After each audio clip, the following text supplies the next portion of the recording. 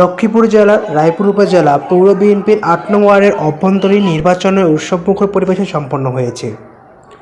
শনিবার ২২ ফেব্রুয়ারি তুলাতলী নুরানি মাদ্রাসায় দুপুর ২টা থেকে বিকেল ৪টা পর্যন্ত ভোট গ্রহণ অনুষ্ঠিত হয়।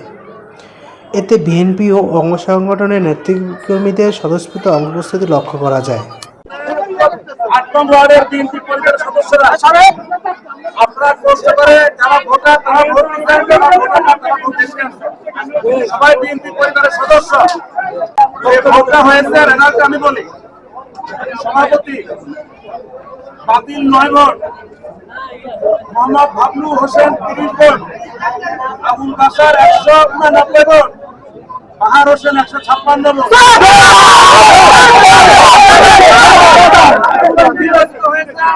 আবুল বাশার বাতিল ৯ ভোট, মোহাম্মদ নাসির ৯৫, জামাল হোসেন ১০২, বিল্লাল হোসেন ১৭৮, বিল্লাল হোসেন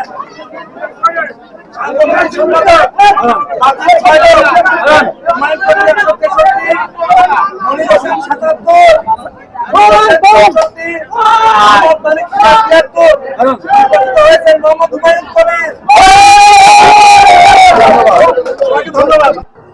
নেতাদের প্রতিক্রিয়া।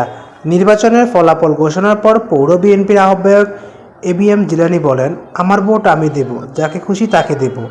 এই নীতিতে আমরা নির্বাচন পরিচালনা করেছি। এটি আমাদের দলের অভ্যন্তরীণ ভোট, যেখানে কোনো বিভেদ থাকা উচিত নয়। যারা বিজয়ী হয়েছেন তারা দলের স্বার্থে কাজ করবেন, আর যারা পরাজিত হয়েছেন তারা ঐক্যবদ্ধ থেকে দলের জন্য কাজ করবেন। তিনি আরও বলেন, এই নির্বাচনের মাধ্যমে আমরা গণতান্ত্রিক চর্চার উদাহরণ সৃষ্টি করেছি। জনগণ একদিন তাদের ভোটাধিকার দিয়ে ফিরে পাবে।